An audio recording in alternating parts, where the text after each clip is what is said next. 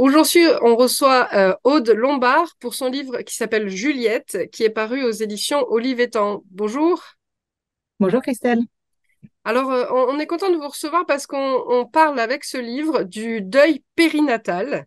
Oui. Est-ce que vous voulez déjà nous dire qu'est-ce que ça signifie, ce mot deuil périnatal?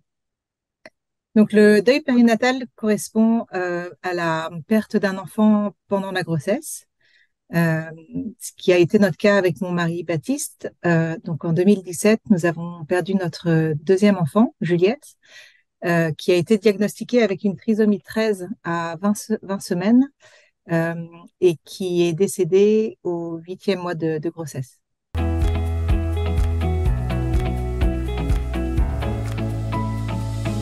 Dans ce livre, vous nous racontez un peu donc ce parcours de vie avec Juliette et puis le Mhm. deuil, la perte de cet enfant, comment ça s'est passé aussi pour vous avec votre famille, votre premier fils, Raphaël.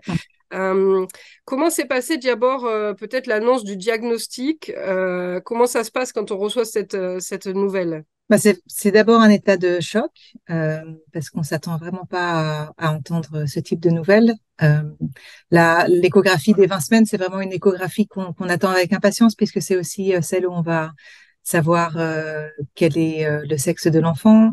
Euh, voilà, c'est euh, on peut pas être vraiment préparé à entendre une mauvaise nouvelle. Dans mon cas, c'était encore plus marqué puisqu'en fait ma première grossesse s'était vraiment passée sans encombre. Euh, donc j'avais vraiment aucun doute et, et c'est vrai que ça a été oui ça a été un vrai choc comme une détonation et aussi voilà on a été face à un choix puisque les médecins nous ont dit qu'on pouvait interrompre la grossesse. Euh, mais ils nous ont aussi dit que quel que soit le choix que l'on ferait, ils seraient en soutien avec nous. Euh, et c'est vrai que ça a fait une grosse différence de se savoir soutenu par le corps médical. Et on a aussi senti que Dieu nous disait qu'on avait le choix. Euh, et avoir ce choix a été vraiment libérateur et source euh, de joie même, de pouvoir dire oui, puisque c'était un vrai oui, c'était pas un oui subi. Et à partir de notre oui, donc notre oui a été assez rapide. Euh, et à partir de ce oui, c'est vrai qu'on a reçu et ressenti une joie surnaturelle qui nous a accompagnés tout le long de cette grossesse. Et pendant la grossesse, tout comme on l'avait fait aussi avec notre fils Raphaël, on avait vraiment ce désir de rencontrer notre enfant euh, intra-utéro, de pouvoir communiquer avec lui. Donc, on avait avec notre fils utilisé la méthode de l'aptonomie, qui est en fait un contact de l'enfant par le toucher. Euh, et c'est ce qu'on a fait avec Juliette. Et c'est vrai que on a vraiment eu cette rencontre avec elle qui a été assez exceptionnelle, je dirais. D'autant plus qu'on l'a pas connue vivante puisqu'elle est décédée intra-utéro.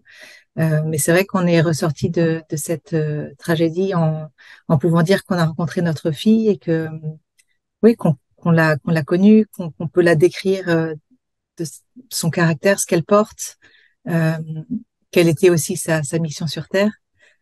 C'est vrai que c'est une vraie épreuve, mais on a appris tellement de choses au travers d'elle. Et le message que je veux vraiment transmettre, c'est euh, il n'y a pas d'erreur dans la vie et dans ce que l'on traverse. Et je pense vraiment que ces enfants en particulier ont un message à nous transmettre. Et, euh, et Juliette, elle nous a appris à se réjouir, quelles que soient les circonstances, de s'ancrer dans le présent, de rechercher la présence de Dieu, puisque Dieu est dans le présent, il est ni dans le passé ni dans le futur. Euh, mais aussi de faire confiance, quelles que soient les circonstances, de croire que Dieu est avec nous, qu'il est et qu'il va se glorifier. Ça, c'est vraiment quelque chose. On était vraiment dans cette attente pendant la grossesse en sachant l'issue de ce que pouvait arriver, enfin de ce qui allait arriver à Juliette. Euh, on avait vraiment cette assurance que Dieu allait se glorifier d'une façon ou d'une autre, pas forcément comme on l'aurait voulu, mais en tout cas qu'il allait faire quelque chose. Et ça, c'est vrai que ça a changé. C'est ce qui nous a aussi donné de la force. Et, et on était ouais, dans cette attente et dans cette relation personnelle avec Dieu de, ouais, de s'attendre à lui. Oui, pendant le livre, on voit bien que c'est vraiment un chemin hein, que vous nous proposez voilà de vous suivre pendant toute la grossesse et puis l'après, le deuil une fois que Juliette est décédée, que vous avez accouché. Oui. Euh, si vous voulez nous parler peut-être de la cérémonie que vous aviez fait pour après l'enterrement, enfin après la crémation de Juliette, parce que Mm. c'est assez peut-être inattendu dans un livre qui parle du deuil. Oui. Bah, c'est vrai qu'avec Juliette, pendant la grossesse, on a vraiment ressenti cette joie. C'était vraiment quelque chose que même notre entourage percevait.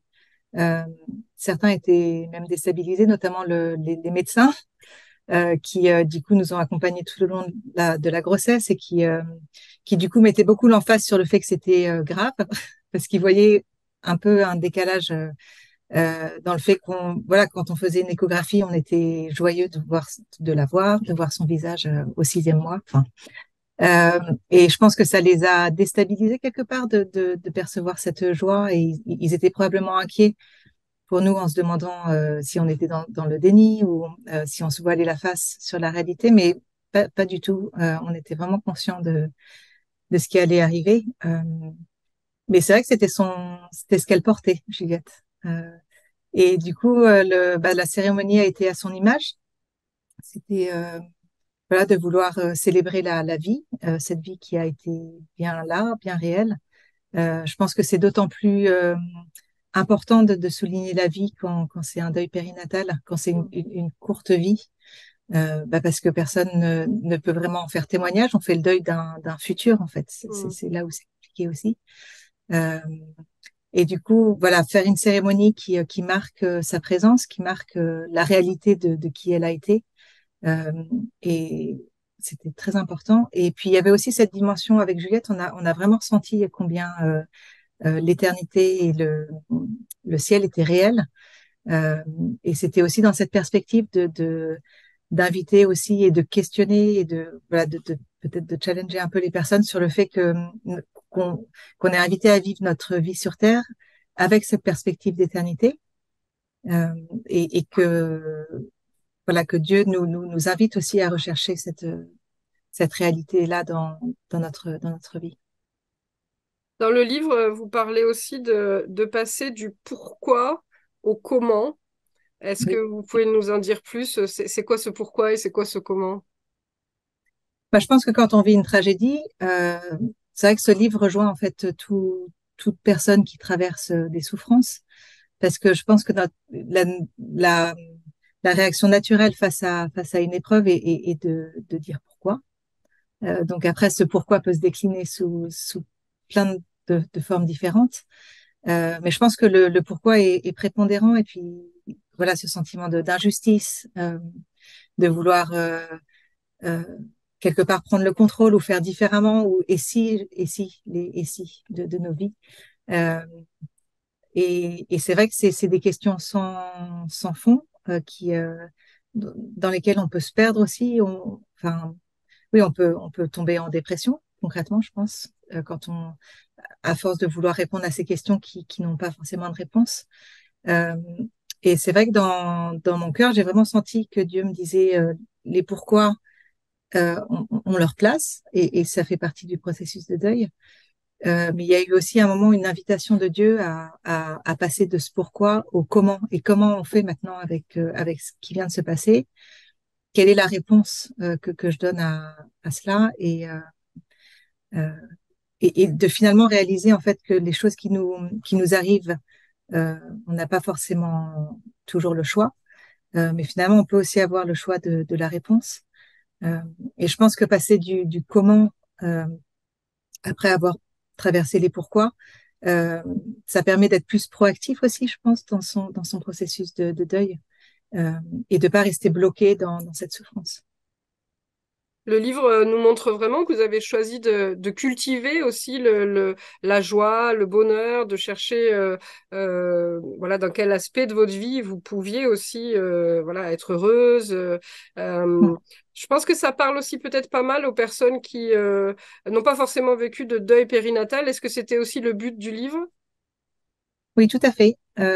Vraiment, ce livre a vocation à rejoindre toute personne qui fait face à la souffrance, à une tragédie. Euh, et ce que j'ai vraiment essayé de transmettre, c'est en tout cas, les clés qui m'ont aidé à traverser cette épreuve. Euh, et ça a vraiment vocation à donner peut-être des outils aussi pour les personnes qui accompagnent des personnes endeuillées, euh, de savoir peut-être parfois quoi dire ou quoi ne pas dire. Euh, j'ai vraiment essayé d'être le plus transparente possible sans mettre forcément de filtre, ni dans mes émotions, ni dans mes questions. Euh, j'ai aussi essayé de transmettre ma foi d'une façon accessible. Enfin, j'ai vraiment cherché à pas forcément utiliser des termes religieux mais vraiment transmettre voilà que Dieu veut rentrer dans cette relation avec nous, cette relation personnelle, et de pouvoir parler de lui comme un ami qui marche à nos côtés et qui est toujours là, mais qui est peut-être encore plus visible et tangible dans l'épreuve. Pendant toute cette période, comment on arrive à maintenir une relation personnelle et proche avec Dieu? Parce que j'imagine que c'est pas forcément toujours facile. Alors c'est vrai que on peut être vite tenté de tourner le dos à Dieu et d'être en colère, ce qui est tout à fait légitime. Euh, c'est vrai que dans mon cas, j'ai pas ressenti cette colère vis-à-vis de Dieu parce que dès le départ, j'ai perçu en fait qu'il avait tout préparé d'avance pour qu'on vive au mieux cette épreuve. Donc c'est sûr que ça laisse des questionnements, des pourquoi. Pourquoi doit-on vivre cette épreuve si il savait par avance qu'on allait la vivre, pourquoi ne l'a-t-il pas arrêté? Euh, mais c'est vrai que dès le départ, j'ai ressenti son amour et sa bienveillance et j'avais aucun doute qu'il allait rester à mes côtés et ouais, que j'étais invitée à parcourir cette vallée de l'ombre de la mort avec lui. Et c'est vrai que c'est ce qui a fait toute la différence. Euh, et c'est vrai que voilà, on a un Dieu qui se veut relationnel, qui se veut proche de nous. Et je pense et c'est ce que j'ai vraiment voulu transmettre dans mon livre, c'est que c'est aussi dans les épreuves de nos vies euh, qu'on peut vraiment expérimenter cette présence, je dirais.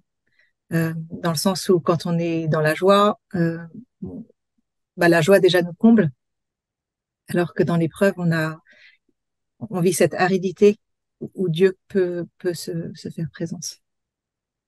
Alors ce livre, il est vraiment à la fois un hommage à Juliette, mais pas seulement, ça rend vraiment un témoignage de foi qui est très fort, donc je vous invite à le découvrir, que vous soyez passé par cette épreuve du deuil périnatal ou que vous connaissiez des personnes qui soient passées par ça pour savoir comment réagir, et pas seulement, juste voilà, si vous avez envie euh, d'en savoir plus sur cette relation qu'on peut tisser à Dieu, je vous invite vraiment à découvrir ce livre.